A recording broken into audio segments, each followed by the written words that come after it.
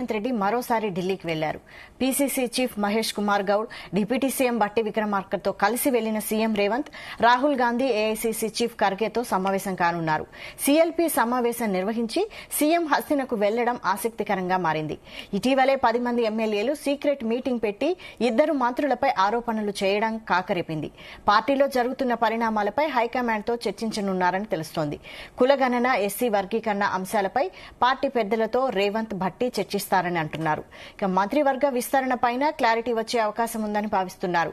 CM Revanth Reddy Delhi tour పై పార్టీలో జరుగుతున్న చర్చపై ఇప్పుడు చర్చిద్దాం. మనకి డిబేట్ లో అందుబాటులో ఉన్నారు చర్చించడానికి కాంగ్రెస్ నుండి దిలీప్ కుమార్ గారు, అలాగే బీజేపీ నుండి రవికుమార్ గారు. నమస్తే అండి. నమస్తే అండి. దిలీప్ కుమార్ గారు చెప్పండి, నిన్న సీఎల్పీ సమావేశం, ఈ రోజు సీఎం ఢిల్లీ టూర్.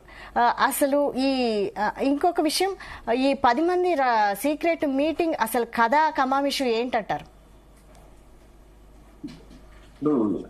చాలా రోజుల నుంచి ఎక్స్పాన్షన్ అనేది డ్యూ ఉంది. ఎక్స్పాన్షన్ సహజంగా కూడా ఎక్స్పాన్షన్ సంబంధించినటువంటి విషయాలు అప్రూవల్ తీసుకోవాల్సిన అవసరం ఉంటుంది అధిష్టానం దగ్గర నుంచి కూడా, అదొక అంశం అయి ఉండొచ్చు. రెండవది, ఈ పీసీసీ కూడా తెలంగాణకు సంబంధించిన వరకు కొత్త కార్యవర్గాన్ని ప్రకటించాల్సిన అవసరం ఉంది. కాబట్టి మహేష్ కుమార్ గౌడ్, అదేవిధంగా సీఎం గారిద్దరు కూడా ఈ సంబంధించినటువంటి విషయాల గురించి చర్చించడానికి అధిష్టానం యొక్క అప్రూవల్ తీసుకోవడానికి పోయారని నేను కూడా అనుకుంటున్నాను. ఎందుకంటే పేపర్లో కూడా చాలా క్లియర్గా అది వచ్చింది.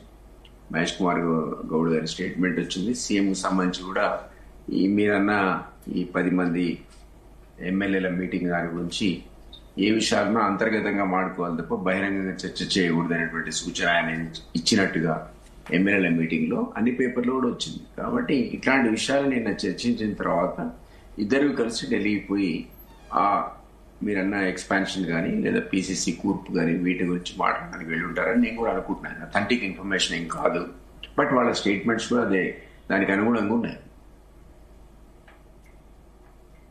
రైట్. అంటే ఈ సీక్రెట్ మీటింగ్ వెనుక ప్రచారం ఒకలాగా జరుగుతుంది, వాళ్ళు ఒకలాగా చెప్తున్నారు. అంటే దీని క్లారిటీ ఎలా ఇస్తారు కాంగ్రెస్ తరఫున? ఇప్పుడు నేను యాక్చువల్లీ నిన్న తన స్టేట్మెంట్ కూడా చూసా, అనిరుద్ధ్ రెడ్డి గారి స్టేట్మెంట్ కూడా చూసా. నేను విన్నది కూడా ఏంటంటే, ఈ ఎమ్మెల్యేస్ సంబంధించి కొన్ని అంశాల లోపల వాళ్ళు ఆశించిన పద్ధతిలో పనులు స్పీడ్గా జరగట్లేదని, దాని మీద వాళ్ళంతా కూర్చొని నాకు తెలిసి ఒకే జిల్లాకు చెందిన సమావేశం జరిగింది తప్ప అంతకు మించి అధిష్టానం మీద ఏదో బావుట ఎగరవేయడానికి కానీ మరో రకమైన అసంతృప్తి కాదు. ఎందుకంటే అనిరుద్ధ్ రెడ్డి గారి స్టేట్మెంట్ రాత్రి కూడా నేను చూసా.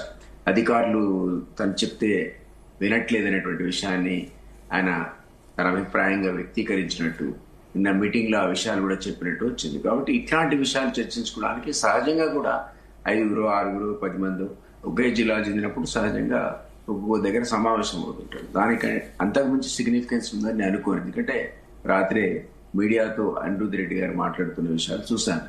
అందులో కూడా ఇదే అన్నాడు, ఏంటంటే కొన్ని అధికారులు తమ చెప్పినట్టు వినట్లేదు, ఆ విషయం గురించి కంప్లైంట్ చేయాల్సి వచ్చింది, మాట్లాడుకోవాల్సి వచ్చింది అన్నారు. రైట్. జయరామ్ గారు నమస్తే అండి. నమస్తే అండి. చెప్పండి, ఈ సీఎల్పీ సమావేశంలో కీలక నిర్ణయాలు తీసుకున్నారు, అలాగే ఎమ్మెల్సీలకు రేవంత్ రెడ్డి వార్నింగ్ ఇచ్చారు. వీటన్నింటినీ ఎలా చూస్తారు? ఈ సీక్రెట్ మీటింగు, ఈ తీన్మార్ మల్లన్న ఎపిసోడు, ఇవన్నీ CM Revanth Reddy serious warning, వీటన్నింటిని ఎలా చూస్తారు? మీకు ప్యానెల్లో ఉన్న మిత్రులకు, మా దిలీప్ అన్నకి పర్సనల్ గా జీ న్యూస్ ప్రేక్షకులకి మరి వస్తాయి.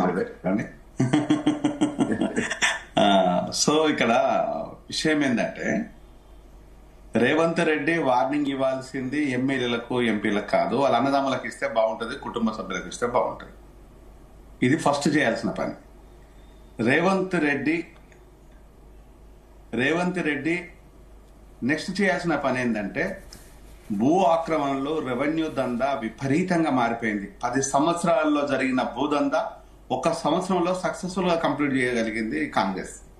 అంటే ఆకలితో ఉన్నారా, ఆవేశంతో ఉన్నారా, లేదంటే ఇక మళ్ళీ వస్తామో రామో అనే డౌట్ తో ఉన్నారా తెలియదు. కానీ ఒకటే విపరీతమైన అంటే భూమి కనిపిస్తే పాపం, లాస్ట్ కు చర్చిని కూడా వదిలిపెట్టట్లేదు. నారాయణగూడ క్రాస్ రోడ్ లో ఉన్న చర్చి, హెబ్రోన్ చర్చిని కూడా వదిలిపెట్టట్లేదు. దాంట్లో ఇదే తీన్మార్మల్ అన్న పేరు వస్తుంది, ఇదే వేము నరేందర్ రెడ్డి పేరు వస్తుంది. దాని వెనకాల దోషుల పక్కన మాల మాదిగలు ఉండే చర్చి లోపల ఒక బీసీ వ్యక్తి, చారి అనే వ్యక్తి అక్కడికి వచ్చేసి అందులో కబ్జా పెడుతుంటే వాడి కోసము ప్రభుత్వము పోలీసులను 100 మంది కాపలా పెట్టడం.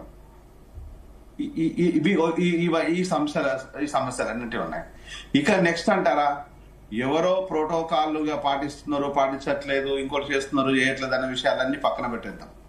ఇక నెక్స్ట్ ఎమ్మెల్యేల విషయాలకు వస్తే, ఎమ్మెల్యేలు కొంతమందికి ఓ రకంగా ఉన్నారు, ఇంకో కొంతమంది పార్టీల నుంచి వచ్చిన వాళ్ళు, కొత్తగా వచ్చిన వాళ్ళు పార్టీకి కొత్త కాంగ్రెస్ పాత కాంగ్రెస్ గా మారిపోయింది. ఇప్పుడు అంటే ఇతర పార్టీ నుంచి బీఆర్ఎస్ నుంచి వచ్చిన పార్టీ ఒక కాంగ్రెస్, ఇప్పుడు ఉన్న కాంగ్రెస్ ఒకటిగా మారిపోయింది. ఎవరికి పొసుకుతలేదు, అతుకుతలేదు కూడా.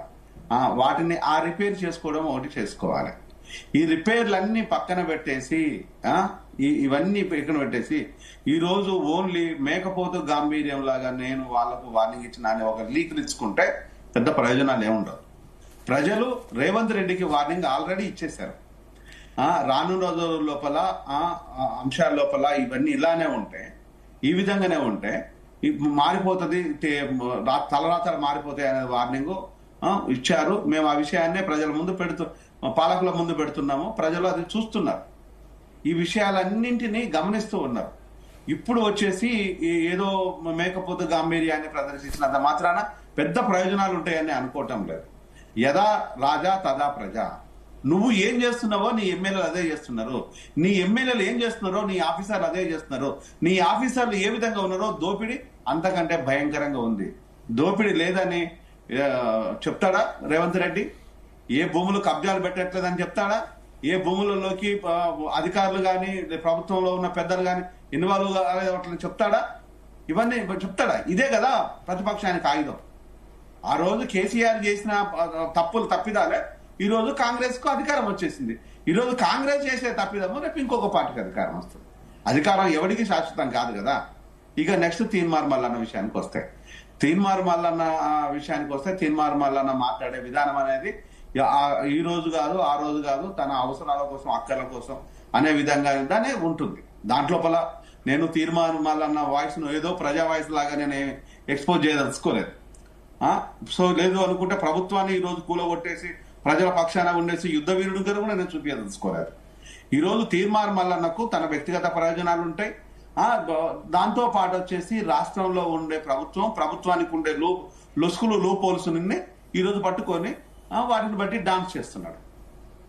అంతే. ఈరోజు తీర్మార్ మల్లన్న అనేవాడు అంచెలంచెలుగా రాజకీయ నాయకుడిగా ఎదిగేసేసి మీ పార్టీలోనే ఉండేసి మీ పార్టీ మీదే దుమ్మెత్తి పోస్తూ ఉంటే మీ లోపల ఉన్న లోపాలు లేకుండా పోస్తున్నాడా? సరే, మీ లోపల ఏ లోపాలు లేవా? నేను ఒక్కటి మాత్రం నేను మా దిలీప్ అన్న దృష్టికి, ప్రజల దృష్టికి తీసుకెళ్లాలా.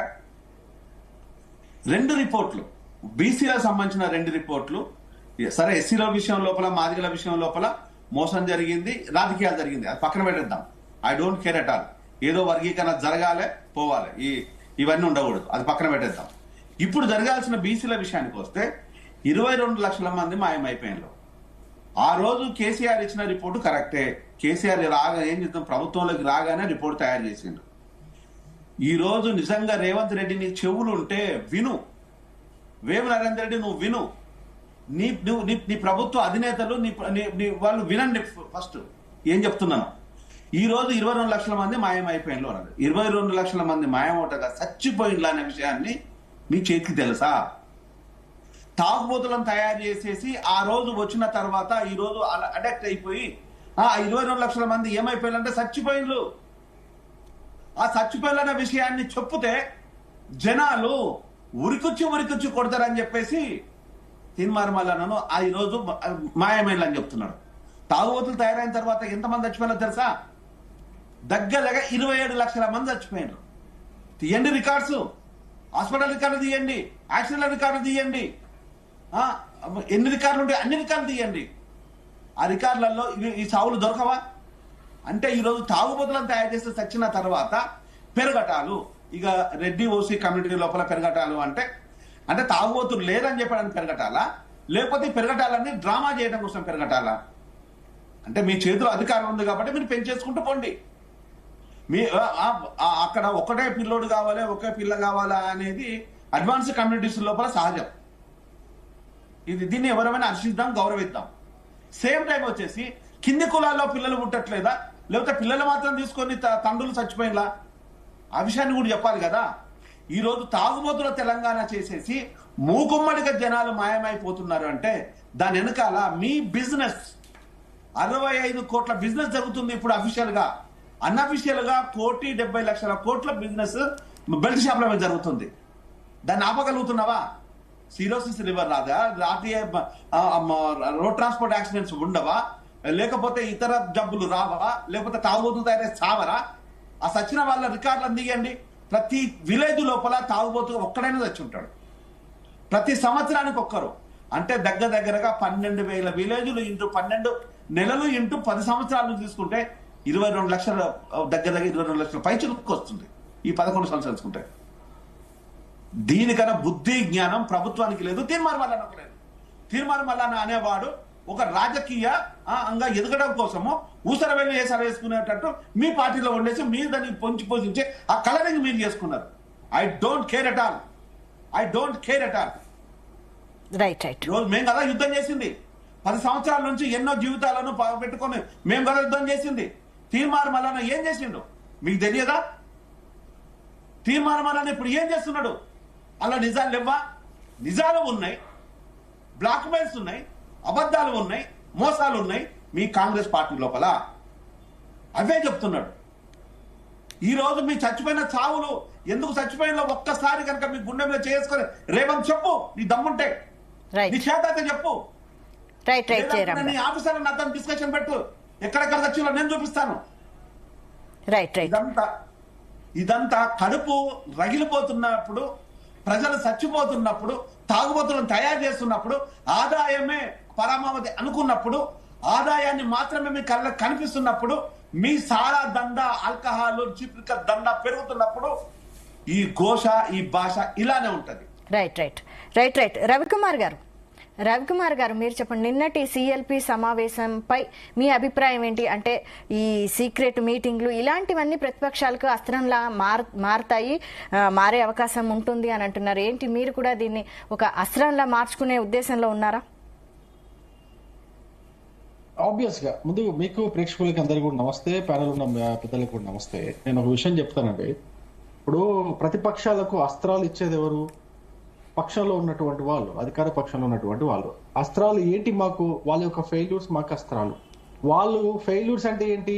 వాళ్ళు ఇచ్చిన హామీలు అమలు చేయకపోతే ప్రజలకు ఏముంటుందండి? ప్రజలకు ఏదైతే ప్రభుత్వం అధికారంలోకి వచ్చిందో ఆ పార్టీ అయితే హామీలు ఇచ్చిందో ఆ హామీలన్నీ కూడా నెరవేర్చాలని చెప్పేసి డిమాండ్ చేస్తాం. హామీలతో పాటు పాలన సక్రమంగా సాగాలని చెప్పేసి డిమాండ్ చేస్తాం.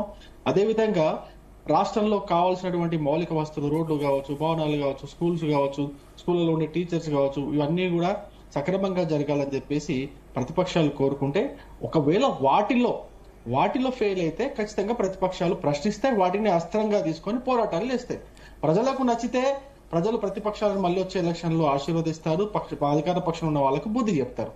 ఇది ప్రతిపక్షాల యొక్క పాత్ర. ప్రజలకు గొంతు వినిపించడమే ప్రతిపక్షాల యొక్క పాత్ర. అయితే ఇప్పుడు ఈ అస్త్రాలు ఏదైతే చెప్తున్నారో, కాంగ్రెస్ పార్టీ చేసినటువంటి ఫెయిల్యూర్ ఇప్పుడు జయరాం గారు చాలా స్పష్టంగా చెప్పారు, చాలా బాగా చెప్పారు. ఆయన కడుపు రైలు చెప్తున్నారు, నిజం అదంతా కూడా.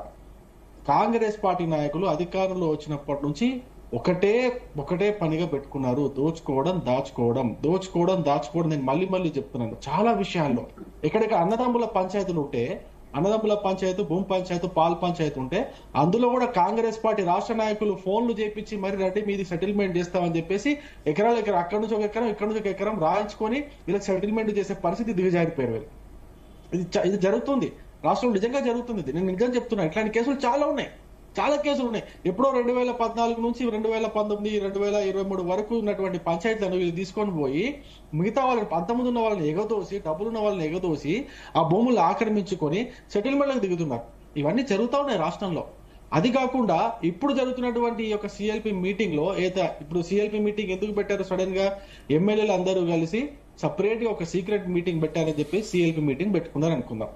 ఎమ్మెల్యేలు సపరేట్ మీటింగ్ పెట్టుకోవాల్సిన పరిస్థితి ఎందుకు వచ్చింది? అనిరుద్ రెడ్డి కూడా చెప్తుంది ఏంటి అక్కడ, అనిరుద్ రెడ్డి చెప్తుంది కూడా భూముల వ్యవహారం క్లియర్ చేయమని చెప్పేసి అడుగుతున్నాడు ఆయన.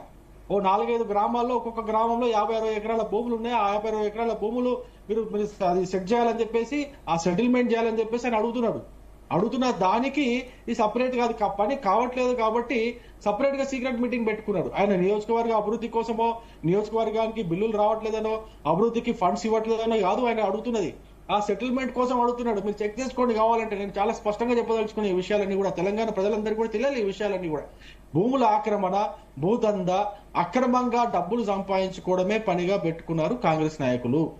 సిఎల్పి మీటింగ్ లో ఎవరైనా ఎమ్మెల్యేలు ఎమ్మెల్సీలు ఏం మాట్లాడుకుంటారండి?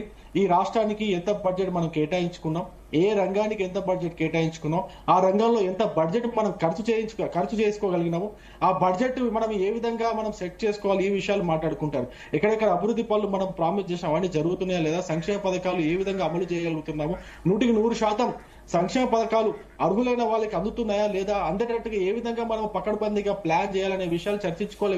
వీళ్ళు డబ్బులు లేవు, గవర్నమెంట్ దగ్గర డబ్బులు లేవు, ఉన్న వాటితో అడ్జస్ట్ చేసుకోండి, ఏమైనా సెటిల్మెంట్ ఉంటే డైరెక్ట్ గా చేసుకోండి, పిసిసి అధ్యక్షుని దగ్గర పోండి, లేకపోతే నా దగ్గర రండి అనేది మాట్లాడుతున్నారు వీళ్ళు. నిన్న ఇంకా సరే ప్రభుత్వ పరంగా కూడా మాట్లాడదాం. బట్టి గారు నిన్న విషయం చెప్పారంట. బట్టి గారు ఏం చెప్పారంటే 2,90,000 కోట్ల రూపాయలు బడ్జెట్ కేటాయింపులు జరిగినప్పటికీ కూడా ఒక 50-60 వేల కోట్ల రూపాయలు లోటు ఉండేటట్టుగా ఉంది. 50-60 వేల కోట్ల రూపాయలు మనం ఖర్చు చేయలేము కాబట్టి మీ యొక్క నియోజకవర్గాల్లో మేము అభివృద్ధి పనులు చేసే పరిస్థితి లేదు, కొంచెం చూసి ఖర్చు చేసుకోండి అనే విషయాన్ని బట్టి విక్రమార్క గారు చాలా స్పష్టంగా నిన్న సిఎల్పి మీటింగ్ లో ఎమ్మెల్యేలకు ఎమ్మెల్సీలకు విషయాన్ని చెప్పినారు. దాన్ని బట్టి మనకు అర్థమవుతుంది అడ్మినిస్ట్రేషన్ లో కూడా, ప్రభుత్వ పాలనా పరంగా కూడా కాంగ్రెస్ పార్టీ ఫెయిల్ అయింది. సరే ఇక మనం లీడర్ విషయానికి వస్తే రేవంత్ రెడ్డి గారు కావచ్చు, సరే for that matter Rahul Gandhi గారు కావచ్చు, నాయకత్వ లక్షణాలు లేవు.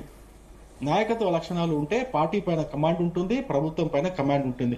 ఈయనకు రేవంత్ రెడ్డికి పార్టీ పైన కమాండ్ లేదు, అదేవిధంగా ప్రభుత్వం పైన, అసలు ప్రభుత్వ అధికారుల పైన, ఎమ్మెల్యేల పైన, మంత్రుల పైన ఎక్కడ కూడా కొంచెం కూడా కమాండ్ లేదు.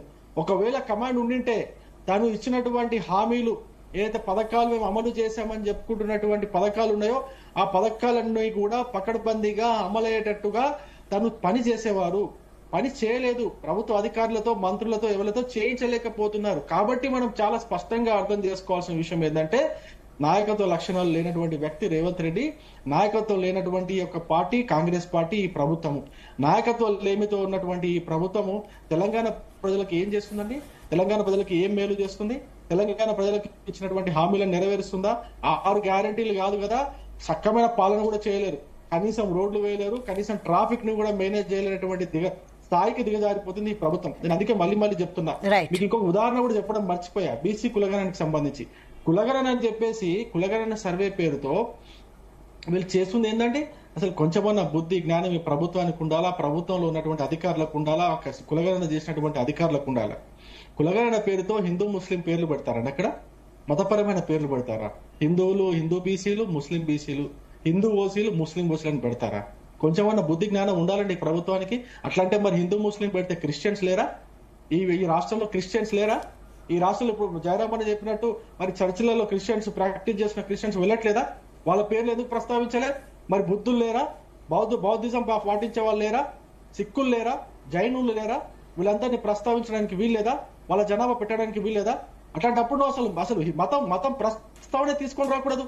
నువ్వు మతం ప్రస్తావన తీసుకొచ్చి కేవలం హిందూ ముస్లింలను పెట్టేసి మరి రాష్ట్రంలో ఉన్నటువంటి చర్చిలను దేనికునే అక్కడ వెళ్తున్న వాళ్ళంటే క్రిస్టియన్స్ కాదా? ఇక్కడ ఉన్నటువంటి గురుద్వారాలన్నీ అక్కడికి వెళ్తున్న వారు సిక్కులు కాదా? జైన టెంపుల్స్ లేవా? అక్కడ వెళ్తున్న వాళ్ళంతా జైన మతాన్ని ప్రాక్టీస్ చేస్తున్న వాళ్ళు కాదా? ఎంత ఫ్లాస్, ఎంత బ్లైండ్ ఫ్లాస్ అండి ప్రభుత్వం చేస్తున్నది. ఇంత దారుణంగా చేస్తారా? ఒక ఆటలాగా అయిపోయింది, చిన్నపిల్లల ఆటలాగా అయిపోయింది. కులగణన చేసినాము, మళ్ళీ నేను సిగ్గు లేకుండా సిఎల్పి మీటింగ్ లో మాట్లాడుకుంటున్నారంట. సిఎల్పి మీటింగ్ లో వీళ్ళు చెప్తున్నది ఏంటి? కులగణనను మనము చాలా సక్సెస్ఫుల్ గా చేసినాము, దానికి సంబంధించి పెద్ద బహిరంగ సభ పెట్టుకొని ప్రజలకు చెప్పుకోవాలా, మనం ప్రచారం చేసుకోవాలా. నవ్వుతున్నారు, గ్రామాల్లో నవ్వుతున్నారు. మీరు వచ్చి కులగణన చేస్తాము, పథకాలు అమలు చేస్తామని చెప్తే తరిమేసే పరిస్థితి వస్తుంది. మీరు అర్థం చేసుకోవాలి. చిన్న పిల్లల్ని అడిగినా, 10th క్లాస్ చదివే పోరల్ని అడిగినా కూడా ఈ ప్రభుత్వం యొక్క లోపాలని, పాలనా పరంగా ఉన్నటువంటి లోపాలని, ఈ బీసీ కులగణ పైన ఉన్నటువంటి లోపాలని, అదేవిధంగా ఈ యొక్క పాలన మనకు సంక్షేమ పథకాల అమలు పైన లోపాలని, 6 గ్యారెంటీల పైన అమలు పైన లోపాలని అన్ని కూడా చాలా స్పష్టంగా కళ్ళ కట్టినట్టు చూపిస్తారు. చిన్న పిల్లలు కూడా చూపిస్తారు. వీళ్ళకి అర్థం కావట్లేదండి, చిత్తశుద్ధి లేదు, వీళ్ళకు కనీస చిత్తశుద్ధి లేదు, అసలు గవర్నమెంట్ నడపాలనే ఆలోచన కూడా లేదు. ఎంతసేపు సూట్ కేసులు హైకమాండ్ కి ఏ విధంగా పంపించాలా, ఎమ్మెల్యే ఎలక్షన్లో ఏ విధంగా డబ్బులు ఖర్చు చేసినారో వాటన్నిటిని ఏ విధంగా మనం దోచుకోవాలా, ఏ విధంగా వీటన్నిటి కాపాడుకోవాలనే పనిలోనే ఉన్నారు తప్ప ప్రజలకు తెలంగాణకు మంచి చేయాలనే ఉద్దేశం ఈ ప్రభుత్వం లేదనేది చాలా స్పష్టంగా. రైట్. అలాగే బీఆర్ఎస్ నుంచి బొమ్మ రామూర్తి గారు జాయిన్ అయ్యారు. నమస్తే అండి. నమస్తే అండి. నిన్న జరిగిన సిఎల్పి మీటింగ్, ఈ రోజు రేవంత్ రెడ్డి ఢిల్లీ టూర్, దీనిపై మీ అభిప్రాయం ఏంటి? ఏముంటదండి, గత 14 నెలల్లో ఈ ప్రభుత్వం యొక్క వైఫల్యాల మీద చర్చ జరిగిందని మాకు తెలిసింది. అంటే ప్రతిదీ వైఫల్యమే కదా, ఏ ఒక్కటి తీసుకున్నా గానీ మీరు మొదటి నుండి చివరి దాకా ఈ 14 నెలల్లో 1000 పాపాలు 1,00,000 అబద్ధాలతోటి ఈ ప్రభుత్వం కొనసాగుతుంది. ఏ ఒక్కటి కూడా వీళ్ళు ఏ వర్గాన్ని కూడా వీళ్ళు పెంచినట్టు గాని, వాళ్ళు సహకరించినట్టు గాని, ఏ పథకమైన బ్రహ్మాండంగా అమలు చేసినట్టు గాని ఎక్కడ కూడా వాళ్ళకు ఒక్క పాయింట్ కూడా పెరగలేదు. మొత్తం గ్రాఫ్ మొత్తం ఎన్నికల తర్వాత మొత్తం 0 స్థాయికి పడిపోయిన పరిస్థితి ఇప్పుడు ఉన్నది. దాని మీద ఖచ్చితంగా చర్చ, ఎవరైనా పార్టీ మునిగిపోతున్నప్పుడు, పార్టీ ఆగమైపోతున్నప్పుడు, పార్టీ ఇన్ని రకాలుగా వైఫల్యాలు సరి చూస్తున్నట్టు ఖచ్చితంగా చర్చ జరుగుతుంది. వాటి మీద చర్చ జరిగింది. ఆ చర్చలో వీళ్ళు మాట్లాడుతూ ఏమనుకుంటున్నారు, రేపు ఒకవేళ ఎన్నికలు జరుగుతాయి, 10 మంది ఎమ్మెల్యేలు ఓడిపోయే అనాథ రేటు పడేటట్టున్నది సుప్రీంకోర్టు. ఒకవేళ ఎన్నికలు వస్తే మళ్ళీ గెలవము అని వాళ్ళే క్లియర్ గా చెప్తున్నారు. అలాగే ఒక్క పథకం కూడా మనము ప్రజలకు సరిగ్గా తీసుకోలేకపోతున్నాం. కారణం ఏ ఒక్కటి కూడా మీరు చేయలేదు కాబట్టి. ఇప్పుడు బీసీ కులగణన అన్నారు, దాంట్లో మొత్తం సర్వ తప్పులున్నాయని మీ ఎమ్మెల్సీనే, మీ పార్టీ నాయకుడే బండ బూతులు తిడుతూ వాటిని కాల్చి చేసిన చరిత్ర ఉన్నది. ఇక దాన్ని వేరే పార్టీ వాళ్ళు మాట్లాడితే ఇదేదో బీఆర్ఎస్ పార్టీ చేస్తున్నది, బీజేపీ చేస్తున్నది అని మళ్ళీ సాకులు వెతుకుతూ వాళ్ళ మీద నెట్టించే ఒక దుర్మార్గమైన కుట్ర మళ్ళీ వీళ్ళు చేస్తారు. కాబట్టి వాళ్ళు చేసిన సర్వేని వాళ్ళ నాయకులే తిడుతున్నప్పుడు, బీసీ కమిషన్ కూడా తప్పు పట్టినప్పుడు ఇక వాళ్ళకు శాంటిటీ ఎక్కడ ఉంటది? అలాగే ఏ ఒక్క పథకమైనా మీరు మొదటి నుంచి మొదలు పెడితే రుణమాఫీ అన్నారు, డిసెంబర్ 9 అన్నారు, 100 రోజులు అన్నారు, జనవరి 26 అన్నారు, ఫిబ్రవరి 1st వీక్ అన్నారు. ఏ ఒక్కటి కూడా నెరవేర్చలేదు. మొత్తం అబద్ధాల పునాదుల మీద ఇలా యొక్క ప్రభుత్వం నడుస్తున్నది. ఏ ఒక్క పథకము సరిగ్గా అమలు పరచలేదు, ఏ ఒక్క హామీని వీళ్ళు చేయలేకపోతున్నారు. కాబట్టి తీసుకున్న చర్యలు కూడా ఇప్పుడు ఎవరు మీకు అడావుడి అన్నారు, ఎస్సీ రిజర్వేషన్ అన్నారు, చేస్తామన్నారు, చేసి దాంట్లో అబాస్పాలు అయ్యలే తప్ప బాగా డబ్బు ఉన్న వాళ్ళని, బాగా అభివృద్ధి చెందిన వాళ్ళని ఏ గ్రూప్ లో పెట్టి, ఏ మాత్రం అభివృద్ధి చెందిన వాళ్ళను సి గ్రూప్ లో పెట్టడమే వాళ్ళు చేసుకున్న ఒక దుర్మార్గమైన తప్పిదం. అలాగే బీసీ కులగన్నారు. అంటే ప్రతి దాంట్లో మీరు లగచర్ల తీసుకోండి, లేదా మూసీ నది తీసుకోండి, లేదా హైడ్రా తీసుకోండి. రైట్. రామ్మూర్తి గారు అన్మ్యూట్ చేసుకోండి. కనబడితే ఉరికించి కొట్టేటట్టున్నారు. అసలు ఏ గ్రామానికన్నా పోండి మీరు, ప్రజాపాలన 4 రోజులు జరిగింది. ఏ గ్రామంలోనైనా ఏ గొడవ లేకుండా, లేదా దరఖాస్తులు మంచిగా తీసుకొని రాసిచ్చిన చరిత్ర లేదు. 4 రోజులు మొత్తం గొడవలతోటే ముగిసిపోయింది. కాబట్టి ఎక్కడ కూడా వీళ్ళు ఒక్క దాంట్లో కూడా వీళ్ళు సక్సెస్ కాలేదు. కాబట్టి ఈ యొక్క పరిపాలన 14 నెలల పరిపాలనలో వాళ్ళు పోస్ట్ మార్టం చేసుకోవాల్సిన అవసరం ఉన్నది. కాబట్టి ఈ సిఎల్పి మీటింగ్ జరిగింది అనేది మా అభిప్రాయం. కాబట్టి బీఆర్ఎస్ పార్టీ బ్రహ్మాండంగా 14 నెలలుగా కాంగ్రెస్ పార్టీని నిద్ర లేకుండా చేస్తున్నది. కాంగ్రెస్ పార్టీ నాయకుడు రేవంత్ రెడ్డికి చుక్కలు చూపెడుతున్నాం. కాబట్టి మా పార్టీ ఖచ్చితంగా ఈ వచ్చే ఎన్నికల ఎన్ని అడావుడి వాళ్ళు ఎంత చేసిందెందుకు, బీసీ కులగణన కానీ, లేదా ఎస్సీ రిజర్వేషన్లు కానీ, ఇంకా వేరే పథకాలు మామ అని రైతు బంధు కానీ, రైతు బంధు ఎవరికి ఇస్తారు, ఎప్పుడు ఇస్తారు, ఎంతమందికి ఇస్తారు, ఎన్ని ఎకరాలకు ఇస్తారు, ఏమన్నా సోయి ఉన్నదండి? ఈ ప్రభుత్వానికి నడిపొస్తుంది అసలు? ఈ ప్రభుత్వంలో ఇప్పటికైనా ఒక చిత్తశుద్ధి ఉన్నదా అసలు? ఇప్పటికైనా వీళ్ళు ఒక పట్టొచ్చిందా?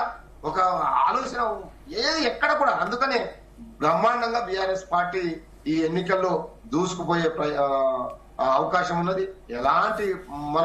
మాకైతే ఎలాంటి ఇబ్బంది లేదు.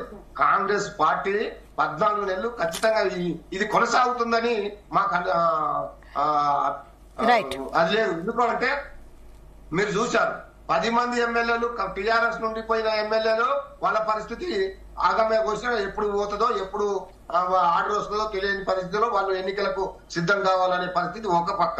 ఇంకొక పక్క వాళ్ళ దాంట్లో ఉన్న 10 మంది ఎమ్మెల్యేలు ఒక 10 మంది ఎమ్మెల్యేలు సపరేట్ కూర్చొని ఇగో మాకు ఈ మంత్రులు ఇట్లా సహకరిస్తాలే, మా దగ్గరనే కమిషన్లు అడుగుతున్నారు, నా 40% ఒక దగ్గర 14% ఒక దగ్గర అని అట్లా వాళ్ళు కూడా పేసి పెట్టి, కాబట్టి తుమ్మితే ఊడిపోయే ముక్కులాగా ఈ ప్రభుత్వం ఎప్పుడు పడిపోతుందో తెలియదు, ఎప్పుడు ఆగమైపోతుందో తెలియని రైట్ రామూర్తి గారు రైట్ దిలీప్ కుమార్ గారు చూస్తున్నారు కదా, ప్రభుత్వంపై అనేక ఆరోపణలు చేస్తున్నారు. ముఖ్యంగా ఈ కులగణనలో కూడా బీసీలు 22 లక్షల మంది బీసీలు ఎలా మాయమయ్యారు అంటున్నారు. మీరేమంటారు? గుడ్ మార్నింగ్ అండి మిత్రులు జయరామ్ గారికి, రవికుమార్ గారికి, రామ్మూర్తి గారికి, మీకు వీక్షకులందరికీ కూడా హృదయపూర్వక నమస్కారం.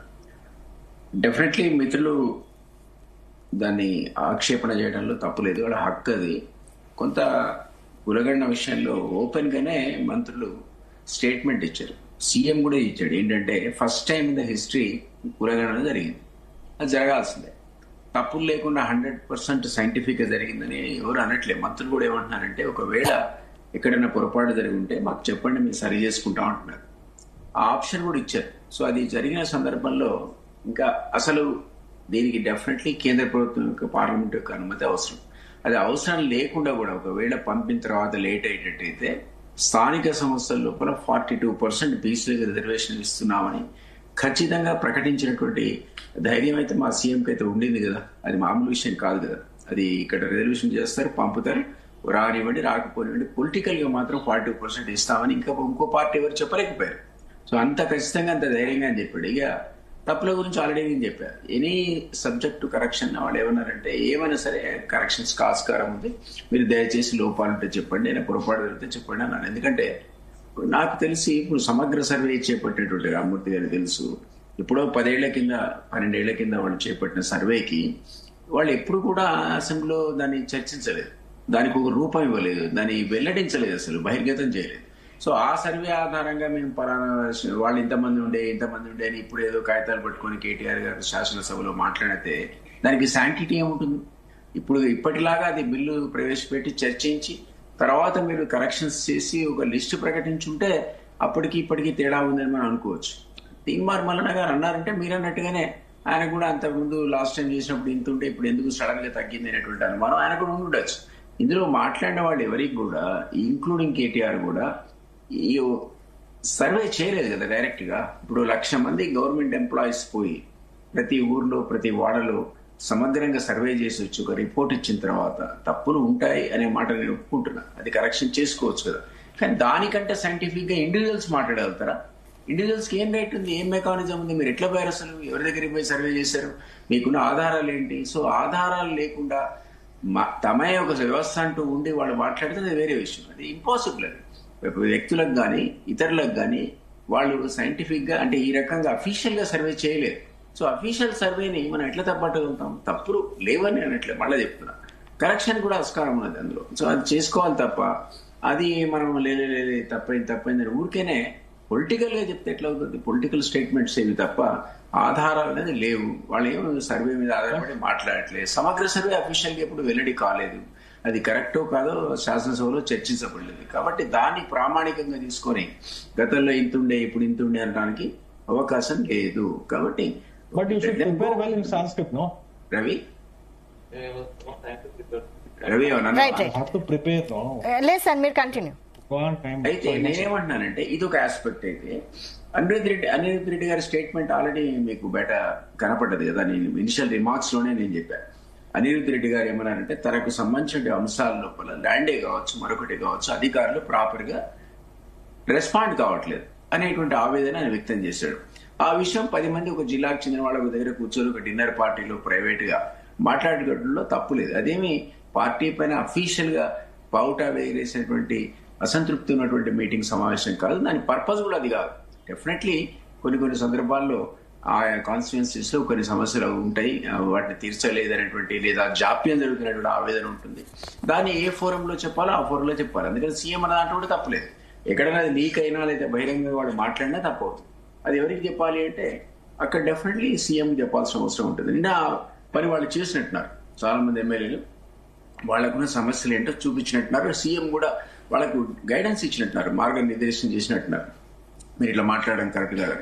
As far schemes are concerned గతంలో చాలాసార్లు మనం మాట్లాడుకున్నాం. ఒకటి 100% చాలా చిత్తశుద్ధితో, నీతితో, నిజాయితీతో మా ప్రభుత్వం పనిచేస్తుంది, కింద ఎవ్వడు కూడా అవినీతి పరుడు లేడు, మేము అధికారంలో రాగానే బాగా కడిగాం గంగలు అని చెప్పడానికి తెలివి తక్కువతనం అవుతుంది. కాస్తో కుస్తో ఈ సిస్టంలోనే దాని ఏమంటారు ఊడలు ఊనుకొనిపోయినటువంటి అవినీతి. అయితే మా వాళ్ళు చేశారని నేను చేయలేదని నేను, బట్ అది ఆశించడం అనేది ఏంటంటే ఒక చిత్తశుద్ధి ఉండాలి. ఇప్పుడు మాకు పెద్ద స్కీములు లేవు, అందులో జరిగే స్కాములు లేవు. ఏదైనా కొత్త కాళేశ్వరం లాంటిదో పెద్ద స్కీములు ఏమన్నా ఇంటింటికి నీరు కానీ అట్లాంటివి కానీ ఈ స్కీములు ఏమి పెట్టలేదు కదా. ఎక్కడ స్కామ్ ఉందని మీరు చెప్పగలుగుతారు? అసలు ఇక్కడ కొత్త మేము అనౌన్స్ చేసిన స్కీములకు డబ్బులు రిలీజ్ చేయడానికే కింద మీద ఎత్తున్నాం. మేము ఆర్థిక పరిస్థితి సరిగ్గా లేదనేది అందరికీ తెలిసిన విషయమే. ఇట్లా ఉన్న పరిస్థితుల్లో కూడా మళ్ళా కొత్తగా 4 స్కీములు ప్రకటించిన విషయం మీరు చూశారు.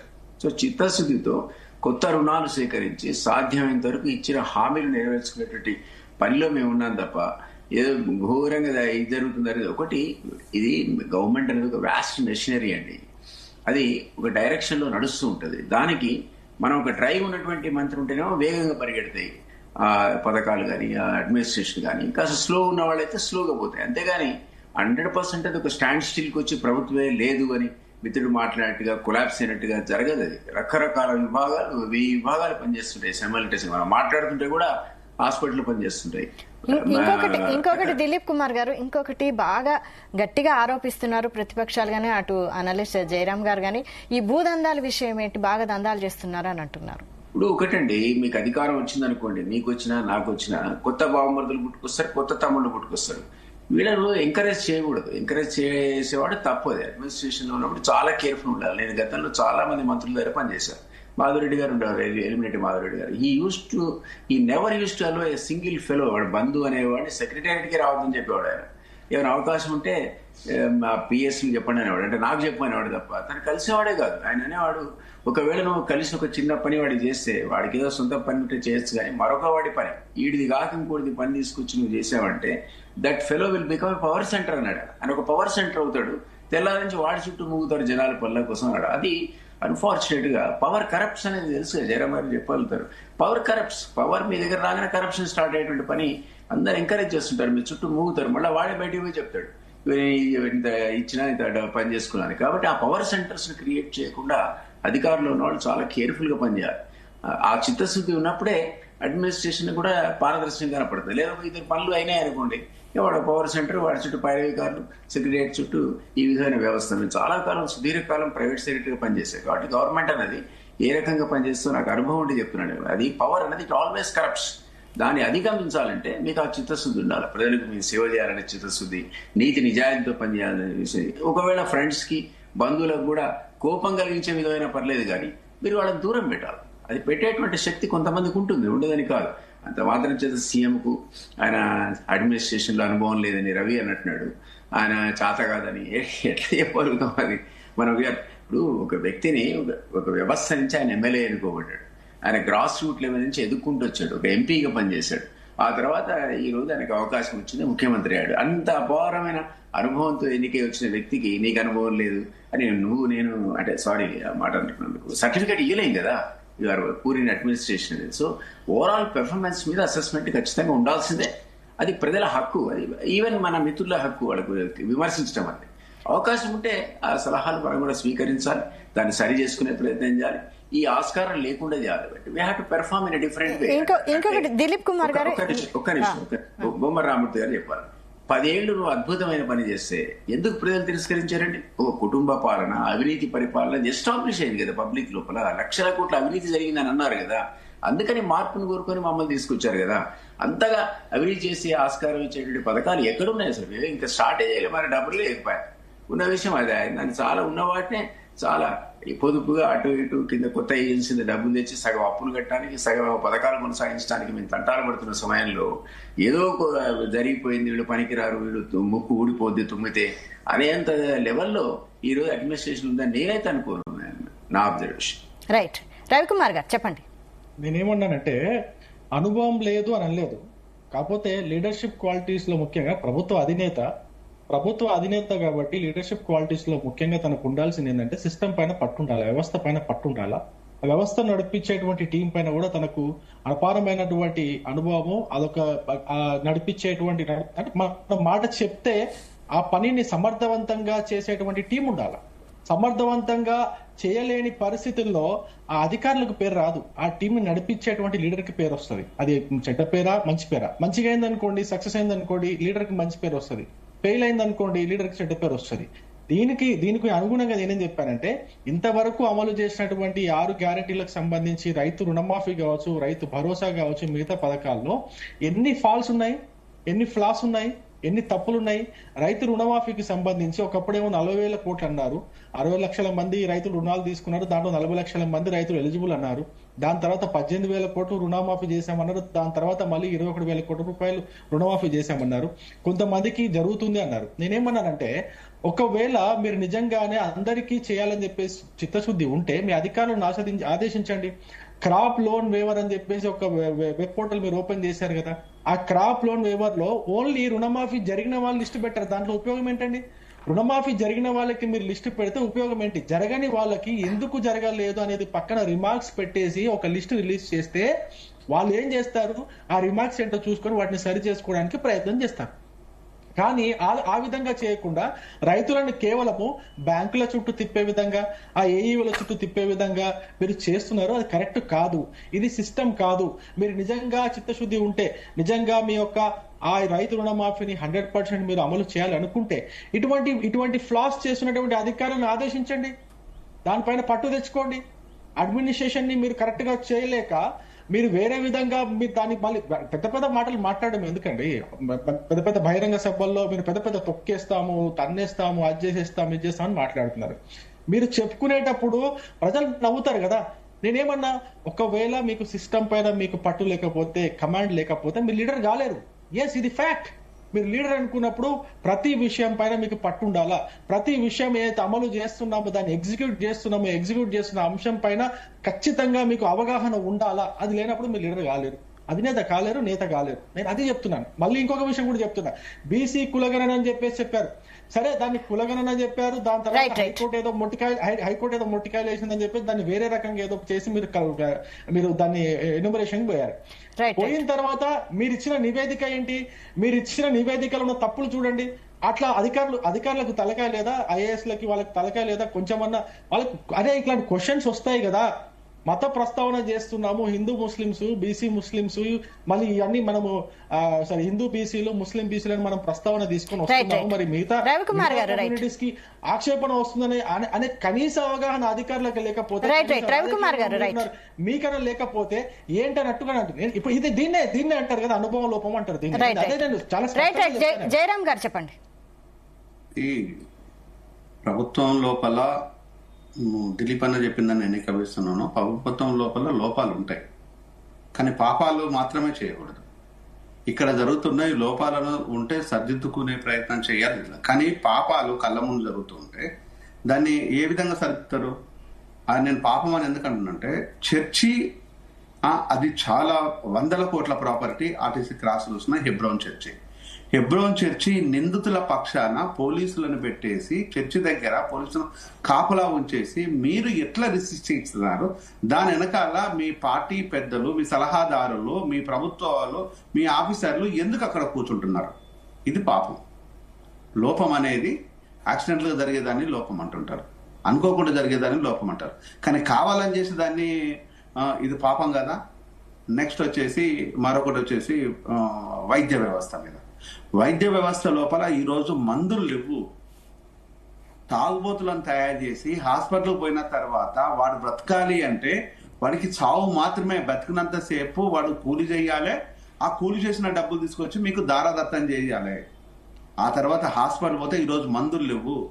మరి రాజనరసింహ నిద్రపోతున్నాడా, నిద్ర సోకుతున్నాడా, లేకపోతే మందులు కొనకుండా ఏ గాడిదలు కాస్తున్నాడు అన్న విషయాన్ని ముఖ్యమంత్రిగా నీకు తెలియదు, మంత్రిగా ఆయనకు తెలియదు. డాక్టర్లు ఈ రోజు వచ్చిపోతూ ఉన్నారు, పనిచేస్తున్నారు. డాక్టర్లు ఏం పని చేస్తారు? మందులు ఉంటే పనిచేస్తారు, లేకపోతే ప్రాణాలను తీసుకొచ్చి సంజీవని లాగా పోయడానికి వాళ్ళు ఏమన్నా దైవదూతలు కాదు కదా, డాక్టర్లే కదా. మరి ఇది ఇన్ఫ్రాస్ట్రక్చరల్ కండిషన్స్ లోపల మీరు తీసుకున్న ఆ వెసులుబాటు ఏంది? ఈ రోజు తీసుకున్న మందుల ఇన్ఫ్రాస్ట్రక్చర్ ఏమైనా ఉన్నాయా హాస్పిటల్? అంటే జీరో. దీనికి సిగ్గుపడదాం, మనం బాధపడదాం. ఇది పాపం అంటే. డైరెక్ట్ గా ఒక మనిషికి నిరుపేదకు అన్యాయం జరుగుతూ ఉంటే, ఈరోజు గర్భిణీ స్త్రీలకు అన్యాయం జరుగుతుంటే, చిన్న బిడ్డలకు అన్యాయం జరుగుతుంటే, చనిపోతూ ఉంటే, పిట్టల్లాగా ఎగిరిపోతూ ఉంటే, ఈరోజు అసలు నేను ఒక 2-3 టాబ్లెట్ చెప్తాను. ఐరన్ టాబ్లెట్లు లేవు, కాల్షియం లేదు. డాఫాగ్లిఫిజోన్ ఈరోజు హైదరాబాద్ అనేది అడ్డాగా మారిపోయింది డయాబెటీస్ కి. డాఫాగ్లిఫిజిన్ అనే టాబ్లెట్ ఈ రోజు డయాబెటీస్ కు వాడతారు. దాన్ని మనము మెట్ఫార్మిన్ డాఫాగ్లిఫిజన్ మనము చెయ్యాలి. ఈరోజు కామన్ టాబ్లెట్ లేదు, మినిమం టాబ్లెట్ లేదు. అంటే ఏంది అసలు? ఈరోజు ఏం చెప్తున్నాం మనం? మనం ఇంకా గొప్పగా మెడికల్ కాలేజీల గురించి మాట్లాడుతున్నాం. మెడికల్ కాలేజీలు అంటే బిజినెస్, హాస్పిటల్స్ అంటే సర్వీస్. నువ్వు సర్వీస్ సెక్టార్ని బంద్ చేసి మెడికల్ కాలేజ్ బిజినెస్ ఎట్లా చేద్దాం అనుకుంటున్నావు? అంటే సర్టిఫికెట్లు పంచిపెట్టేసి అమ్ముకోవడమేనా? ఈరోజు కార్పొరేటివ్ కాలేజీలు వచ్చేసి సర్టిఫికెట్లు పంచిపెట్టేసి అమ్ముకోవడం. అంటే ఈ రోజు మెడికల్ యూనివర్సిటీస్ డిగ్రీస్ ను కొనుక్కుంటున్నారా, చదువుకుంటున్నారా? అంటే అక్షరాల ఈరోజు కొనుక్కుంటున్నారే అని చెప్పి మాలాంటి వాళ్ళకు అర్థమవుతుంది. ఈరోజు చదువుకోవడం లేదన్న విషయాన్ని ఈరోజు ఏమన్నట్టుగా చెప్తారు. ఆ రోజు ఆ కామన్ మ్యాన్ ని బతికించలేకపోతే ఈరోజు హాస్పిటల్ వ్యవస్థ ఎవరి కోసం? ఇక విద్యా వ్యవస్థ విషయానికి వస్తే అది పాపం కాదా? విద్యా వ్యవస్థ లోపల అన్ని లోపాలున్నా ఆ వ్యవస్థ ఆ శాఖ నీ దగ్గర పెట్టుకొని నువ్వు దాన్ని పరిశీలించకుండా, పర్యవేక్షించకుండా ఈరోజు ఆ అగమ్య గోచరంగా పెట్టేసి నీ చైర్మన్ ఆకునూరు మురళి ఈరోజు ఫండ్స్ లేవని బహిరంగానే చెప్తున్నాడు. నువ్వు హగ్గులు ఇచ్చి ముగ్గులు తెచ్చి పెట్టుకున్న నీ చైర్మన్ బహిరంగానే చెప్తున్నాడు అక్కడ ఏమీ లేదని చెప్పేసి, ఒట్టి డొల్లతనం ఉందని చెప్పేసి. మరి దాని పరిస్థితి ఏంది? ఈరోజు మీరు ఏం చేయదలుచుకున్నారు? అంటే ప్రజలకు సంబంధించింది దేనైనా మీరు దాన్ని బాగు చేయరు. అంటే ఇదంతా గత ప్రభుత్వాల ఫలితమే అని అంటున్నారు. గత ప్రభుత్వం ఫలితమే. రైట్. రామ్మూర్తి గారు మీరు చెప్పండి. వన్ మినిట్, ఒక్క నిమిషం రామ్మూర్తి, 1 మినిట్. గత ప్రభుత్వం ఫలితమే నీకు అధికారం వచ్చింది. ఆ గత ప్రభుత్వం తప్పులే నీకు అధికారాన్ని కూర్చోబెట్టేసింది. గత ప్రభుత్వం ఫలితమే ఈ రోజు నువ్వు దోపిడీ చేస్తున్నది. గత ప్రభుత్వం ఫలితమే ఈ రోజు నీ అన్నదమ్ములు ప్రోటోకాల్ ను ఎంజాయ్ చేస్తున్నది. లాస్ట్ కు కనీసము కార్పొరేటర్ కనుక వార్డు మెంబర్ కూడా ఈ రోజు లేని నీ అన్నదమ్ములు ఈ రోజు నీ కుటుంబ సభ్యులలో చాలా మంది ఈ రోజు ప్రోటోకాల్ ఎంజాయ్ చేస్తున్నారు. గత ప్రభుత్వం పాపమే ఈ రోజు నుండి. మరి నువ్వు చేస్తున్న పాపాల సంగతి నేను అడుగుతున్నా. నేను నువ్వు చేస్తున్నది ఏంది? ఈ రోజు నువ్వు చేస్తున్నది ఏంది? నువ్వు చేస్తున్నది మంచి అంతకా 10 సంవత్సరాలు చేసిన పాపాల కంటే సంవత్సరం లోపల నువ్వు 20 సంవత్సరాలకు కావాల్సిన పాపాలు చేస్తున్నావు కదా. మరి దీని సంగతి ఏం చెప్పాలి? రైట్ రామ్మూర్తి గారు, ఇప్పుడు పెద్దలు అనే మాటలలో సరే, ఈ రాష్ట్రంలో ఈ దేశంలో చాలా ప్రభుత్వాలు మారిపోతుంటాయి. వాళ్ళు ఎంత బ్రహ్మాండ ప్రతి ప్రజలకు బంగారపు తునకలు ఇచ్చినా వాళ్ళు ఎందుకో కొత్త ప్రభుత్వాలు కావాలని కోరుకుంటాయి. అందులో భాగమే సరే మేము ఎంత మంచి చేసినాం, ఎంత చెడు చేసినాం, మేము చేసిన వాటిని కూడా ఎందుకు చెప్పుకోలేకపోయినాం, లేదా కొన్ని లోపాలు ఉన్నాయని మా పార్టీ వాళ్ళు కూడా అనుకున్నాం కాబట్టి కొంత నష్టం జరిగింది. కానీ అదే నష్టం మీరు చేయాలని రూల్ లేదు కదా. మీరు వచ్చింది ఎందుకు? నేను ఒక్కటే అడుగుతున్నా. దిలీప్ కుమార్ గారు మాట్లాడారు, మీ ప్రభుత్వం వల్ల అన్ని అప్పులు ఉన్నాయని మీరే చెప్పారు. అప్పులు ఉన్నాయని తెలిసి మీకు తెలుసు, మేము బ్రహ్మాండంగా అప్పుల్ని తీర్చగలుగుతాం, మేము బ్రహ్మాండంగా ఆస్తుల్ని కూడగట్టగలుగుతాం అన్నారు. మరి ఎందుకు? నేను అడుగుతున్నా, ఈ 14 నెలల్లో ఏ ఒక్క వర్గం అయినా సంతృప్తికరంగా ఉన్నదా? ఏ ఒక్క పథకాన్నైనా సంపూర్తిగా చేశారా? లేదు కదా. ఇవి ఏ ఒక్క వర్గము సంతృప్తిగా లేదు, ఏ ఒక్క పథకాన్ని సంపూర్ణంగా అమలు చేయలేదు. మీరు అన్ని మీరే చెప్పారు. స్వయాన ముఖ్యమంత్రి అసెంబ్లీలో మాకు బీసీ కులగణనకు చాలా మంది ఇంకా వాళ్ళు పేర్లే వాళ్ళు నమోదు చేసుకోలేదు, ఇవ్వలేదు. మరి బీసీ కులగణనలో నువ్వు పేర్లు ఇవ్వనప్పుడు, చాలా మంది రానప్పుడు నువ్వు ఎట్లా లెక్కలు బయట పెడతావు? ఏ రకంగా లెక్కలు బయటపడతావు? ఎందుకు ఒక 30 నుంచి 40 లక్షల మంది బీసీలని సంపాలని చూసుకున్నావు నువ్వు? అంటే అధికారికంగా లెక్కలు లేవంటే ఉన్న ప్రజల్ని చంపినట్టే కదా. కాబట్టి ఈ ప్రభుత్వం ప్రజల్ని చంపాలని చూస్తున్నది.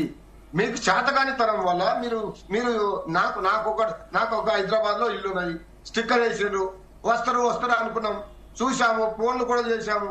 లేదండి వేరే దగ్గరికి పోతే మమ్మల్ని క్వశ్చన్ మీద క్వశ్చన్ అడిగి చంపుతున్నారు, అందుకే రావడం లేదని అన్నారు. కథం. అట్లాంటివి చాలా వందల వేల లక్షల ఇండ్లు ఉన్నాయి. చాలా మంది నేను కూడా అడిగాను. దాని మీద ఎవరు దాన్ని మాట్లాడారు? స్వయాన ముఖ్యమంత్రి అంటాడు, ఇగో చాలా మంది సహకరించినప్పుడు నువ్వు ఎందుకు అరాబరిగా నువ్వు లెక్కలు బయట పెడుతున్నావు? అంటే ఎన్నికల కోసం, అంటే నువ్వు చెప్పే రైతు బంధుని మళ్ళా ప్రజలు ఊకి అనకుండా ఈ డైవర్షన్ పాలిటిక్స్ చేస్తూ నువ్వు పబ్బం గడుపుకుంటున్నవే తప్ప నువ్వు నిజంగా నిజాయితీ కోసం, ప్రజల అభివృద్ధి కోసం, ప్రజల క్షేమం కోసం నువ్వు ఏది చేయడం లేదని చాలా క్లియర్ గా ప్రజలకు అర్థమైంది. కాబట్టి మీరు కూడా ఇప్పటి వరకైనా మీరు ఏమనుకుంటున్నారో చెప్పండి. 1 కాదు, 2 కాదు, 4, 5 వాయిదాలు పోయినాయి. ప్రజలు కూడా చాలా ఇబ్బంది పడుతున్నారు. మరీ వికలాంగులు, వృద్ధులు అయితే బాధపడుతున్నారు, ఏడుస్తున్నారు. మీరు వాళ్ళ పాపాలు మూట కట్టుకుంటున్నారు. మీరు అన్న 2500 రూపాయలు మహిళలకు ఎప్పుడు ఇస్తారని అడుగుతున్నారు. అవి పక్కతో పట్టించడానికి ఇలాంటి డైవర్షన్ పాలిటిక్స్ చేస్తున్నారు. బీసీ కులకరణ అంటారు, హైడ్రా అంటారు, మూసీ నది అంటారు, లగచర్ల అంటారు. అంటే ఇట్లా ప్రతిదీ డైవర్షనే. మీరు ఇచ్చిన హామీలను ప్రజలు అడగకుండా, పార్టీలు అడగకుండా టీవీలు మీ వైపే చూడాలని మీడియాని మీ చేతిలో పెట్టుకొని ఆడిస్తున్న నాటకం. ఇప్పటికైనా మీ యొక్క దొంగ 1 year లోనే బయటపడ్డది. ఇప్పటికైనా మీరు ఇచ్చిన హామీలు నెరవేర్చి ప్రజల మద్దతును పొందాలా, లేకపోతే భూస్థాపితం అవుతారని. రైట్ రామూర్తి గారు. రైట్. దిలీప్ కుమార్ గారు, అయితే సీఎం, డిప్యూటీ సీఎం ఢిల్లీలో ఉన్నారు. అటు రాహుల్ గాంధీ, ఖర్గేతో భేటీలు, అంటే ఏం జరగబోతోంది? ఈసారి అయినా మంత్రివర్గ విస్తరణ ఉండే ఛాన్స్ ఉందా? ఎంతో కాలంగా ఆశావహులు చాలా ఎదురు చూస్తున్నారు. ఖచ్చితంగా ఈ విస్తరణ అనేది మీరు అన్నట్టు కాస్త డిలే అయినమాట వాస్తవమే. ఆ అంశం ఖచ్చితంగా చర్చల్లో ప్రాముఖ్యత సంతరించుకుంటుంది. అది ఆ అప్రూవల్ కూడా వాళ్ళు తెచ్చుకోవాల్సిన అవసరం ఉంటుందని అయితే అనుకుంటున్నా. కాబట్టి అది జరుగుతుంది. మిగిలిన కార్పొరేషన్లు ఇవన్నీ కూడా కొంత సమయం తీసుకుని వాటి ఫిల్ చేస్తుండొచ్చు. సో మిత్రుడు రామూర్తి గారు అన్నట్టుగా నేనేమంటున్నానంటే, వ్యవస్థలో లోపాలు ఉంటాయి. అంత మాత్రం చేత వ్యవస్థ మొత్తమే కుళ్ళిపోయిందని మన చేయి మనం నరుకోలేము. వ్యవస్థను సంస్కరించుకోవాలా. ఇప్పుడు మీరు అన్నట్టు కొత్తగా మాకు అవకాశం, జయరామ్ మిత్రుడు కూడా అన్నారు, మీకు అవకాశం ఇచ్చిన కూడా తప్పులు చేసి మీకు అవకాశం మీరు కూడా అవే చేస్తున్నారు. లేదా అది జరగకూడదని మేము కూడా కోరుకుంటున్నాం. అది నేను కూడా మిత్రుడితో ఏకీభవిస్తున్నాను. అది జరగకూడదు. వ్యవస్థలో ఆ విధమైన లోపాలు లేకుండా సరి చేసుకోవాలి. రవికుమార్ గారు అన్నట్టు ఇదంతా ఎందుకు అంటే రకరకాల స్టాటిస్టిక్స్ అని చెప్పాడు. నేనేమంటున్నా అంటే, ఇక్కడ ఒక పార్టీ పరంగా 42% మేము మీకు రిజర్వేషన్ ఇస్తున్నాం. ఆ బిల్లు శాంక్షన్ పాస్ అయినాక పంపిస్తాం, రాకపోని ఒక పొలిటికల్ విల్ అనేది డిటర్మినేషన్ అని చెప్పిన తర్వాత మీరు కూడా ప్రకటించండి. బీఆర్ఎస్ కూడా మేము 40% ఇస్తామని, అదేవిధంగా బీజేపీ కూడా 40% ఇస్తామని అనొచ్చు కదా. ఎవరైనా ఆపుతున్నారా? ఆ పొలిటికల్ విల్ ఏంటో మీరు కూడా చెప్పండి. నిజానికి అది కూడా అవసరమే. ముందు రిజర్వేషన్ల సంగతి దేవుడు అది లేకుండా కూడా ఇవ్వాల్సిన అవసరం అయితే ఈ రోజు వచ్చింది కదా. ఆ సెక్షన్స్ వెనుకబడి ఉన్న వాళ్ళకి న్యాయం జరగాలనే విషయంలో అందరం ఏకీభవిస్తున్నాం. సో అది కూడా చెప్పండి. మరి గతంలో బీఆర్ఎస్ పార్టీ దళితుడిని ముఖ్యమంత్రి చేస్తానది చేయలేదు. ఎందుకు చేయలేదు చెప్పండి. పోనీ అంతకుముందు బీసీ శాఖ వాళ్ళ దగ్గర ఉండే రాజశేఖర రెడ్డి గారు వాళ్ళ చిత్తశుద్ధి ఏంటి అంటే, ఆ బీసీ శాఖను బ్రాహ్మణుడికి అప్పచెప్పారు. ఆ పార్టీలో బీసీ లేనట్టు అంటే అది వాళ్ళ చిత్తశుద్ధి. సో నేనేమంటానంటే, పొలిటికల్ గా కూడా తమకున్న విల్ ఏంటో ఈ పార్టీని వ్యక్తీకరించాల్సిన దిలీప్ కుమార్, రాహుల్ గాంధీ గారు కూడా అన్నారు ఒకసారి దళిత ముఖ్యమంత్రి. మరి నేనేమంటున్నా, అన్న తర్వాత మేము ఫస్ట్ టైం ఎస్సీ వర్గీకరణ మీద, అదేవిధంగా కులగణన మీద ఒక బోల్డ్ స్టెప్ ముందుకు తీసుకున్నాం. ఇందులో కొన్ని తప్పులు ఉంటాయనే విషయాన్ని నేను అంగీకరిస్తున్నా. ఆ కరెక్షన్ కి అవకాశం, ఆస్కారం డెఫినెట్ గా ఉంది. మీరు కూడా ముందుకు వచ్చి ప్రకటించండి. రిజర్వేషన్ వచ్చినాడు వస్తాయి. ముందు మీ పార్టీ విధానం ఏంటో ప్రకటించి దానికి అనుగుణంగా పార్టీలో పొజిషన్స్ ఇవ్వండి, పొలిటికల్ పొజిషన్స్ కూడా ఇవ్వండి. అది సర్పంచ్ ఎలక్షన్స్ కానీ మరో ఎలక్షన్స్ కానీ మేము ఇంత కట్టుబడి ఉన్నాం, ఈ పర్సంటేజ్ ఇస్తామని చెప్తే మంచిదే కదా. సొసైటీ ఎట్లా అందరికి కూడా లాభం జరుగుతుంది కదా సమాజం లోపల. ఆ అవేర్నెస్ ఇప్పటికైతే బాగా వచ్చింది కదా. ఇప్పుడు మీరు అన్నారు కదా, తీన్మార్ మల్లన్న కాగితాలు చూపించి కాల్ చెబుతారా వారేసినట్టు. మరి నేను అన్నట్టు ఒక వ్యవస్థ ద్వారా సర్వే చేసి మేము శాంపిల్ స్టడీ చేసాం, మీరు చేసిన తప్పు అంటే వేరే విషయం. అట్లా చేయకుండా ఊరికే ఇండివిజువల్స్ కి మనం అలిగేషన్ పెడితే లాభం లేదు. మీరంటే ఎస్ ఖచ్చితంగా స్టిక్కర్స్, మా ఇంటికి కూడా స్టిక్కర్ వేశారు, వచ్చి సర్వే చేస్తున్నారు. ఆ పిల్లలు అవుట్ సోర్సింగ్ పిల్లలు, అట్లాంటి పిల్లలకు తప్పులు చేసే ఆస్కారం ఉంటుంది. నా పేరే తప్పు రాశారు, నేను ఆ ఫారాలు తీసుకొని కొట్టేసి మళ్ళీ నా పేరు కూడా రాసి వాళ్ళు తీయాల్సిన పరిస్థితి ఏర్పడుతుంది. అంటే ఈ తొందరలో ఇట్లా చేసేటువంటి దానిలో 1,00,000 మందికి పైన ఇంకా అవసరమైన సందర్భంలో, కొంత అవుట్ సోర్సింగ్ పిల్లలు ఉన్న సందర్భంలో అవకాశం ఉంటుంది అక్కడ తప్పులు దొరకడానికి. అంత మాత్రం చేస్తే ఆల్ టుగెదర్ ఎక్సర్సైజ్ అయితే తప్పని అనలే కదా. ఎవరో వాళ్ళు somebody has to make a beginning కదా. అది ఎస్సీ వర్గీకరణ కావచ్చు, లేదా బీసీ కులగణన కావచ్చు. ఈ 2 విషయాల్లో మేము ధైర్యంగా ముందుకు పోయాం కాబట్టి ఇది బహిరంగ సభలో చెప్తాము అని అనుకుంటున్నాం. ఇంతకుముందు రామూర్తి గారు అన్నారు మేము చాలా మంచి పనులు చేసాం కానీ బహిరంగంగా మేము చెప్పుకోలేకపోయినట్టున్నాం అని. ఉండొచ్చు, పాసిబుల్. అది మేము కూడా చేసే మంచి పనులను ప్రజలు గట్టిగా చెప్పుకోవాలనే ఉద్దేశంతో ఆ సభలు పెడతాం, అక్కడ చెప్పే ప్రయత్నం చేస్తాం. బికాస్ చేసే మంచి పనులు అయితే గట్టిగా చెప్పాలి, ప్రజల్లోకి పోవాలి కదా. రామూర్తి గారు మంచి పనులు చేయలేదు 100% మీరు 0 అని ఎవరంటారు? అనలేము. డెఫినెట్ గా ప్రతి ప్రభుత్వంలో కూడా కొన్ని మంచి పనులు ఉంటాయి, కొన్ని చెడ పనులు ఉంటాయి. 5 ఏళ్ల తర్వాత అసెస్మెంట్ జరుగుతుంది, ఫెయిల్ అయ్యావా పాస్ అయ్యావా అని. రైట్. రవికుమార్ గారు ఫైనల్ గా చెప్పండి. తప్పులు జరుగుతాయి. అందులో తప్పులకి లోపాలకు కూడా చాలా తేడా ఉంటుంది. బట్ తప్పుల యొక్క క్వాంటిటీ ఎంత, ఆ క్వాంటిటీ ఎంతవరకు తప్పులు జరిగాయి అని చూస్తే ఇది మొత్తం ఆ కులగణానికి సంబంధించింది మొత్తమే తప్పు జరిగినట్టుగా క్లియర్ గా కనిపిస్తా ఉంది. మా కాలనీలో ఒక ఇంటికి కూడా స్టిక్కర్ వేయలే, మా ఇంటికి మా పార్టీ జెండా ఉంటుందని చెప్పేసి వేయలేదో అనుకున్నామే, ఊరుకున్నాం. ఒకటి. రెండోది, ప్రజలు మీకు ఇచ్చింది పని. ఇప్పుడు పని మంత్రుడు అని చెప్పేసి పందిరేమంటే ఒక్కతో ఒక తగిలి పడిపోయిందంట పందిరి, అట్లుంది పరిస్థితి. ఇట్లా కానే కాదు, అట్లా ఎక్స్పెక్ట్ చేయలేదు ఎవరు. ఇంకో విషయం, 42% రిజర్వేషన్ ఇస్తామని చెప్పేసి పార్టీ పరంగా ఇప్పుడు చెప్తున్నారు. మీరు ఎన్నికల్లో ఆ విధంగా చెప్పలే. 42% రిజర్వేషన్ తీసుకొస్తామని చెప్పేసి మీరు హామీ ఇచ్చినారు. ఆ రిజర్వేషన్ ప్రకారం ఇప్పుడు ఎగ్జాంపుల్ ఏదన్నా ఎంపీటీసీఓ లేకపోతే జెడ్పీటీసీఓ జనరల్ కేటగిరీలో వచ్చింది అనుకోండి, జనరల్ కేటగిరీలో వస్తే మీరు బీసీకి ఇస్తారా? ఎంతమంది బీసీలకు ఇస్తారు? జనరల్ కేటగిరీలో వచ్చిన వాళ్ళకి ఎంతమంది బీసీలకు ఇస్తారు? ఏ బీసీలకు ఇస్తారు? బీసీకి ఇస్తారా? బీసీ ఉమెన్ కి ఇస్తారా? బీసీ జనరల్ కి ఇస్తారా? ఇవన్నీ మీరు చెప్పండి. ఇదే వ్యవహారము మీ యొక్క పార్టీ అసెంబ్లీ ఎలక్షన్ అప్పుడు మీ యొక్క పార్టీ సిద్ధాంతం ప్రకారం ఎంతమంది బీసీలకు మీరు టికెట్లు ఇవ్వాలా, ఎంతమంది బీసీలకు మీరు టికెట్లు ఇవ్వలేకపోయినారు. ఎందుకు ఇవ్వలేకపోయినారు? కేవలం అక్కడ డబ్బుని చూసి మీరు టికెట్లు ఇచ్చినారు కానీ మీ పార్టీ సిద్ధాంతాన్ని పక్కన పెట్టినారు. అటువంటిది మమ్మల్ని క్వశ్చన్ చేసే అధికారం మీకు లేదు. బీజేపీలోనే సహజంగానే బీసీలకు ఎక్కువ సీట్లు ఇస్తారు. మొన్న కూడా 48 సీట్స్ ఎమ్మెల్యే సీట్లు మనం బీసీలకు ఇచ్చినాం, 48 సీట్లు బీసీలకు ఇంకా ఎక్కువనే ఇచ్చినాం. అయితే దాని తగ్గట్టుగా చూసుకున్నా కూడా మీరు రేపు పొద్దున జరిగేటువంటి ఎంపీటీసీ జెడ్పీటీసీ ఎలక్షన్ లో బీజేపీ సహజంగానే బీసీలకు 40-50% ఖచ్చితంగా ఇస్తుంది, దాంట్లో ఎటువంటి డౌటే లేదు. కానీ కాంగ్రెస్ పార్టీ ఇవ్వగలుగుతుందా?